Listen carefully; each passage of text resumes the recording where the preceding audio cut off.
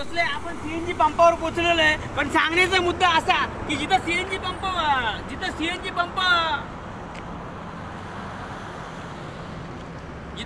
Pump बंद पडला होता कोकणमध्ये, तर कोकणमध्ये जो सीएनजी पंप होता तो सीएनजी पंप बंद होता, त्याच्यामुळे आपण तिथं भरू नाही शकलो आणि वैतागलेलो होतो, लय चिडचिड झाली होती।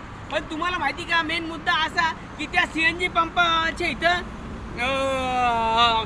लाईट नव्हती, लाईट 5-5 वेळा गेली, आम्ही लय चिडचिड केली, तिकडून निघून आलो। पण एक पंप शोधत असताना तिथं मेन मुद्दा असा झाला की वादळ आलं होतं आणि वादळामुळे 4-5 खांब पडले होते, अख्ख्या भागातली लाईट गेली होती, झाडं पडले होते, त्या वादळात आपण सापडलो नाही, देव तारी त्याला कोण मारी असा विषय आहे।